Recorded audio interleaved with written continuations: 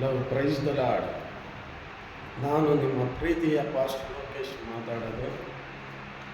ಯೋವಾನ್ 3ನೇ ಅಧ್ಯಾಯ 6ನೇ ವಾಕ್ಯದಿಂದ 9ನೇ ವಾಕ್ಯದವರೆಗೂ ನಾವಿಲ್ಲಿ ನೋಡುವಾಗ, ಆಗ ಪೇತ್ರನು, ಬೆಳ್ಳಿ ಬಂಗಾರವಂತೂ ನನ್ನಲ್ಲಿಲ್ಲ, ನನ್ನಲ್ಲಿರುವುದನ್ನು ನಿನಗೆ ಕೊಡುತ್ತೇನೆ, ನಜರೇತಿನ ಯೇಸು ಕ್ರಿಸ್ತನ ಹೆಸರಿನಲ್ಲಿ ಎದ್ದು ನಡೆದಾಡು ಎಂದು ಹೇಳಿ ಅವನ ಬಲಗೈ ಹಿಡಿದು ಎತ್ತಿದನು. ಆ ಕ್ಷಣವೇ ಅವನ ಕಾಲುಗಳಿಗೆ ಹರಡುಗಳಿಗೆ ಬಲ ಬಂದು ಅವನು ಹಾರಿ ನಿಂತು ನಡೆದಾಡಿದನು. ನಡೆಯುತ್ತಾ ಹಾರುತ್ತಾ ದೇವರನ್ನು ಕೊಂಡಾಡುತ್ತಾ ಅವರ ಜೊತೆಯಲ್ಲೇ ದೇವಾಲಯದೊಳಗೆ ಹೋದನು. ಆಮೇಲೆ ಹಲ್ಲೆಲೂಯಾ. ಒಬ್ಬ ಕಾಲಲ್ಲಿ ಬಲ ಇಲ್ಲದಂಥ ವ್ಯಕ್ತಿ ಅನೇಕ ದಿನದಿಂದ ಭಿಕ್ಷೆ ಬೇಡುತ್ತಾ ಅವನು ದೇವರ ಆಲಯದ ಬಾಗಿಲಲ್ಲಿ ಭಿಕ್ಷೆ ಬೇಡುತ್ತಾ ಇದ್ದನು. ಒಂದು ದಿನ ಪೇತ್ರನು ಯೋವಾನ್ ದೇವಾಲಯಕ್ಕೆ ಆರಾಧನೆಗೆ ಹೋಗುವಾಗ ಆ ಭಿಕ್ಷೆಗಾರನು ಪೇತ್ರನಿಂದ ಏನಾದರೂ ಸಿಗ್ತೈತಾ ಅಂತ ಹೇಳಿ ಅವನು ಎದುರು ನೋಡ್ತಾನೆ.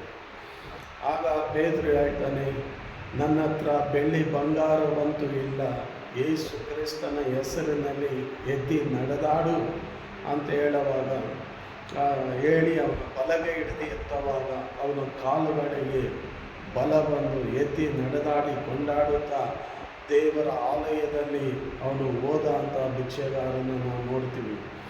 ಆದರೆ ಬೆಳ್ಳಿ ಬಂಗಾರವಂತೂ ನಮ್ಮಲ್ಲಿ ಇಲ್ಲದಂಗೆ ಇರುವುದು. ಆದರೆ ಯೇಸುವಿಗೆ ನಮ್ಮ ಹೃದಯದಲ್ಲಿ ನಾವು ಜಾಗ ಕೊಡುವಾಗ ಎಲ್ಲವೂ ನಮ್ಮ ಹತ್ರ ಇದ್ದಂಗೇನೆ. ಆಗ ಅವನ ಕಾಲಿಗೆ ಬಲನೇ ಇರಲಿಲ್ಲ. ಯೇಸುವಿನ ಹೆಸರು ಹೇಳಿ ಅವನು ಎತ್ತುವಾಗ ಅವನ ಕಾಲುಗಳಲ್ಲಿ ಬಲ ಬಂತು.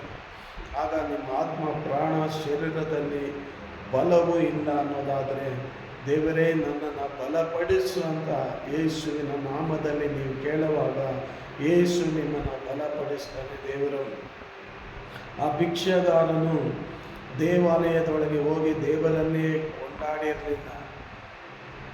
ಅಂತೂ ದೇವರ ಆಲಯದಲ್ಲಿ ಹೋಗಿ ದೇವರನ್ನು ಕೊಂಡಾಡುವಂತೆ ದೇವರು ಮಾರ್ಪಡಿಸಿದರು.